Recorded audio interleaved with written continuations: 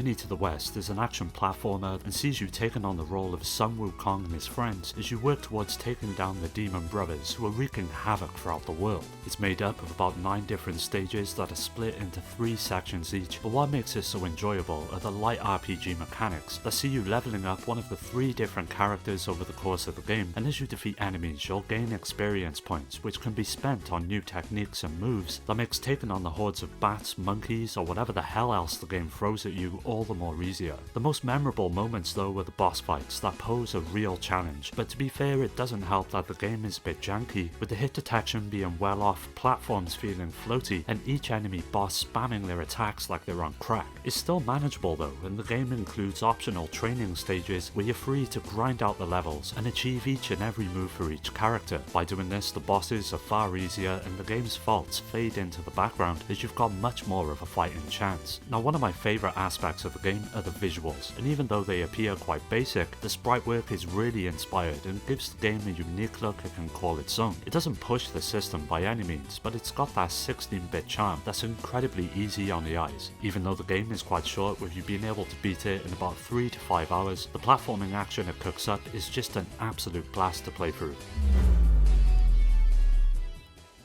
Rosy Rupee Land isn't your typical Hyrule adventure and instead focuses on the series' most polarizing weirdo, Tingle, as you start off as a 35-year-old bored to tears with your mundane life, when suddenly Tingle appears and offers you a deal to ditch the real world and chase a paradise known as Rupee Land by tossing coins into a pool to grow a tower to reach the skies. Yeah, it's pretty weird, but the gameplay is surprisingly quite fun and ends up being an absolute Frankenstein of mechanics. It's essentially a dungeon crawler that puts a huge emphasis on its economic systems and touchscreen controls to offer one of the most bizarre games available on the system. You control Tingle with the D-pad, but the stylus is at the center of it all, where you've got to tap to interact, circle points on your map, and fight one of the many different enemies that occupy the world. There's not much to the fighting, and it just sees you having to bump into an enemy as you're sucked into a cartoon cloud of dust and tap frantically to encourage Tingle or drag the cloud into more foes for bigger rewards. The real meat of the game though lies in the grind for rupees, and nearly every action costs money, from talking to NPCs to buying info, hiring bodyguards, and you're never told how much to offer. If you guess too low, they snub you, and if you guess too high, you've just wasted what you could have kept. And it's both brilliant and infuriating, but you've got many ways to acquire rupees within the game, with the easiest being to scour the world for ingredients and cook them into sellable meals, or sell the maps you've charted by circling landmarks throughout the world. It ends up being really addictive, and the game's humour is on point, making it even more enjoyable to make your way through it and successfully build your rupee empire.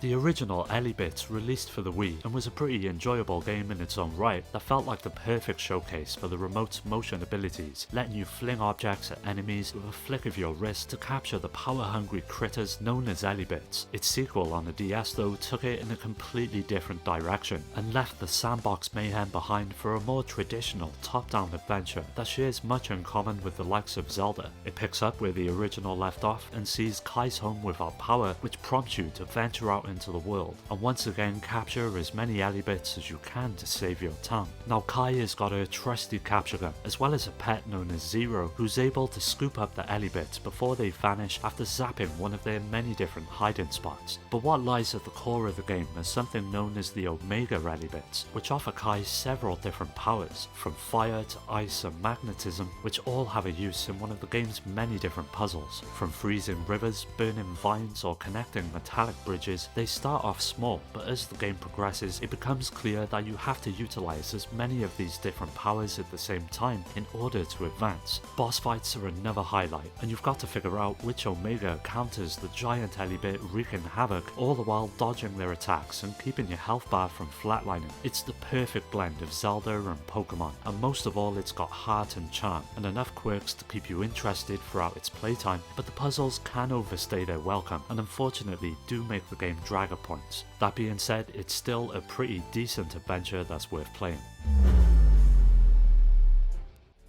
Flower, Sun and Rain is a remake of a PlayStation 2 game that came from the mad mind of Suda51 and feels like a blend of Twin Peaks and Groundhog Day as you take on the role of Sumio, a searcher and a sort of detective with a knack for finding lost socks, keys or in this case a bomb on a plane. You roll up to the Lost Pass Island Hotel where you take on the mission of finding the bomb, but you'll end up being too busy helping every weirdo on the island that the plane blows up before you even get close. Then you wake up and it's the same day over and over until you can find a way to solve the mystery. You'll be exploring the island with control being handled by the D-pad and the stylus being used to investigate points of interest. But at its core are the many puzzles that are driven by Sumio's trusty computer, which can plug into just about anything from doorknobs to bikes, and you jack in to crack the code. It's incredibly strange, but with Suda51 at the helm you'd expect nothing less, and the DS version adds an extra 50 of these puzzles to complete, making it the most comprehensive version of the game. It ends up being just as frustrating as it is fascinating, as the amount of backtracking and travel within the game is borderline insane. And while the loop gimmick is clever, the rinse and repeat nature of the gameplay may be enough to turn some players away. However, if you're a fan of Suda's work, you'll no doubt be drawn in by all the little references and touches his games so often invoke, and by its end it'll no doubt leave you scratching your head and wondering what the hell even happened, but it's definitely worth a playthrough as all the madness makes it so much fun. Together is based on a line of toys that combine the character-based combat of Beyblade and the track racing aesthetic of Hot Wheels, with the game eventually releasing in 2011 that went by largely unnoticed. To be fair, it's easy to see why, as with it being based on something only kids would be into, the larger gaming community would have no clue what the hell a Together even is, but it's actually a pretty decent experience that brings together both elements of racing as well as platforming and offers a pretty fun game to play in short bursts. Each of the Together hold a unique spirit within themselves that offers several advantages to the player during each race, such as different stats like acceleration, top speed, defense and attack. The controls are simple and use the D-pad to steer, B to jump and Y for a turbo boost as you roll your ball through the tracks that loop, drop, climb and bank like a roller coaster. There's several gaps to jump as well, obstacles to dodge that slow you down and energy charges that refill your turbo meter and allow you to maintain your high speed. It sounds fun, right? And it is until you realise that the difficulty is dialed up to Dark Souls levels of pain, with each of the tracks requiring an insane amount of precision to get through, and if there's one slip, a missed jump or a brush with a sticky patch, you're toast. And I was quite surprised, to be honest, with the game clearly being marketed towards children. The decision to be so unforgiving no doubt destroyed a few DS's back in the day, but if you take your time and learn the intricacies of each track, it does end up being quite fun whizzing about each level. So if you come across it out in the wild, I'd say it's worth picking up. Just be prepared to have your patience tested to its absolute limits.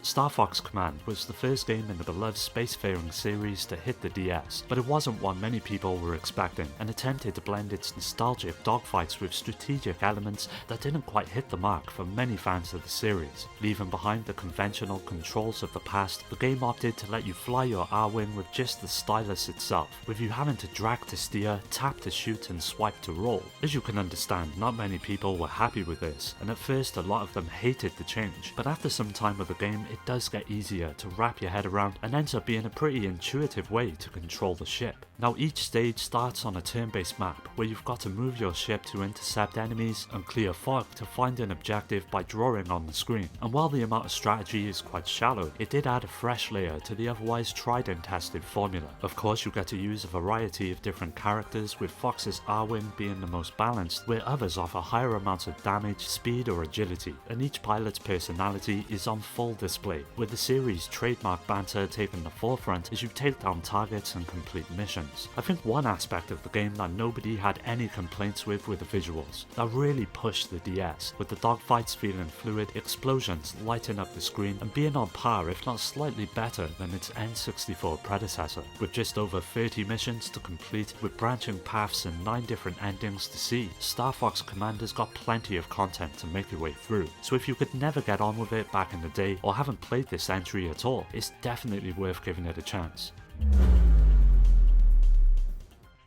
Back in 2005, when the DS was still finding its footing, Electroplankton dropped like a glitter bomb of creativity that didn't really follow the normal conventions of what a game is, and it ended up being what you could think of as a musical tool, where you're the puppet master of microscopic maestros. There's no story to ground the experience, and just 10 different species of plankton that are all floating in a digital void, waiting for the player to poke, prod or shout at them until they flourish into a range of different tones. Now each of them see you interacting with the game in different ways. For example, at one point you'll see 4 fish on the screen, and you tap one to record a sound with the microphone, which is then replayed over the beat, turning your speech into a lo-fi melody. Another sees you drawing lines and several plankton follow them, with the song changing its pitch depending on the direction. It's a really interesting premise and highlights the unique aspects of the DS in meaningful and often really impressive ways, where you'll just want to put on some headphones and relax to the hypnotic sounds the plankton make. Visually, this is where the game really shines, with bright bold colours and simple shapes that literally pop off the screen and lend the game a really relaxing vibe. And since this isn't a game so much as it is a toy or a tool, it's hard to imagine anything being frustrating about it. But if there was one negative I could throw at it, it would have to be that there's no way to save your songs, which just seems like a huge oversight, as you'll spend ages creating your masterpiece for it only to be lost the moment you exit or turn off the game. Of course, there are ways around this with the right equipment, but it would have been nice to have it built in. So if you're a musician, you'll be coming back to this game a lot to find inspiration. However, if you're just wanting a game, then the bitter truth is Electroplankton's probably not something you'd want to buy. The Nameless game is a first-person survival horror, and it's a game that can only exist on the DS, blending its dual screens, touch controls and quirky charm into a chilling tale of a cursed video game that kills you in a 7-day time frame. It's mainly split into 2 different styles of play. First, there's the real world, where you'll be holding the system like a book and exploring one of many 3D environments where the D-pad is used to control your character and the stylus allowing you to look around. During these moments, you'll have to contend with something known as the regrets, which is zombie-like ghosts that haunt each location, and one touch means instant death. There's no weapons, no fighting back, and you'll just have to run and hide and pray that they don't corner you or find you in a hiding spot. But the real nightmare are the controls, and it's quite difficult to maneuver through each space, and with the game not offering much in the way of checkpoints, it's all too easy to find yourself getting caught and being sent back to the starting point. Even though it's annoying, it does amp up the tension and really adds to the overall scare factor that the game is going for. Then there's the second aspect, the cursed RPG, the game that's sent to you at the start of the adventure, which feels a lot like Final Fantasy, where you've got to explore a village, chat with NPCs about ritual sacrifices, and solve light puzzles to unlock clues for the real world. It starts off quite cheery, with its bouncy music and pixelated charm, but gets darker as glitches creep in, and the music starts to warp, eventually tying the retro sections to the mystery in the real world in a really clever way. So if you're going to play it, make sure you turn the lights down low, grab a pair of headphones and be prepared to be sucked into the creepy and unnerving atmosphere that it creates. At a time when the DS was pumping out kid-friendly hits like Pokemon and Nintendogs, their seer crept in and provided one of the most overlooked psychological horrors in recent memory. You play as Leanne, a teenage girl who wakes up in a dark dungeon-like cell with no memory, with only a scribbled note reading their seer and a barbed wire-wrapped pendant, with your only goal being to escape the abandoned complex and piece together your past. It's like The Ring meets Saw, with less gore and far more existential dread, with the writing being one of the game's best assets, providing a grueling tale dripping with despair and fear. In terms of gameplay, it's a first-person point-and-click adventure that's all beholden to the stylus, and you poke and prod your way through the world and interact with a range of different items. Puzzles manage to play a huge role, and you've got to combine items and put them to use to get past some of the roadblocks that the game puts up. For example, there may be a fallen rock blocking the path forward, but that hammer you found earlier might just be able to crack it. There's a lot of these kinds of puzzles throughout the game, and half of the battle is figuring out which item to use, and if you mistakenly put the wrong one to use, you'll soon find yourself on the receiving end of a trap that'll bite huge chunks out of your life. Clocking in at about 12 to 15 hours, this year is a bit of a slow burner, and with 2 separate stories to make your way through, there's a reason to jump back in once you're done. But due to the rather slow nature of the game, it's not likely going to be to everyone's tastes, but if you enjoy psychological horror and are up for solving a near endless stream of puzzles, it'll be right up your street. Feel the Magic is one of the craziest games that appeared on a DS, and shares a lot in common with the likes of WarioWare, with it being a collection of different minigames. The story revolves around a skater kid who passes a pretty girl on the street and wants to win her over, and with the help of a squad of cheerleading nutjobs in bunny suits known as the Rub Rabbits, it all unfolds in several surreal vignettes, and one minute you're confessing your love via a dance-off, the next rubbing her stomach to calm her down after she swallows a goldfish, or screaming into the microphone to scare off scorpions. It ends up feeling like an absolute fever dream, but the strange minigames take full advantage of the console's unique setup, from dragging and dropping to blowing and rubbing. Each of them are inventive, and even though the somewhat strange premise would likely result in a few lawsuits these days, you'll soon be rooting for the kid to finally be able to get with the girl of his dreams. Visually, Feel the Magic is quite simple, but its overall look and design is quite striking, with a stylized look depicting all of the minigames, which mixes both 3D and 2D elements to great effect, and the soundtrack does nothing but complement the overall style of the game with a mix of jazzy beats, funky rhythms and vocal tracks that'll likely get stuck in your head for days. Overall, it offers a wild ride, and if you're looking to laugh, scream and question your grip on reality, then Feel the Magic is definitely for you. It harkens back to the early days of the DS, where developers were throwing all kinds of ideas at the wall to see what would stick, and honestly a lot of it does. So if you're looking for something that's easy to pick up and play, don't hesitate on giving this one a go. Well, that does it for another video. Keep an eye out for the next part, as that will be coming up soon, so don't forget to subscribe and hit that bell to get notified about new videos. You can follow me on all of the socials, which are linked below, to stay up to date, and also join my growing community on Discord to meet many like-minded gamers to continue the conversation with. I'd like to give a special shout out to my Patreon supporters: Rhino, Skill Jim, Shuden, Richard, Amy, Daniel, Dio, Omar, Strider, Pierre, Carl, Awesome Jacket Dude, Maximus, Scott, Alfred, Terry, Ryan, Alex, GameCube Galaxy, Curse Salaryman, Fake and Paddy J for their continued support that helps make these videos possible. If you're interested in joining the Discord or supporting the channel through Patreon, you'll find all of these links down below. As always, thanks for taking the time to check the video out. I'll catch you next time.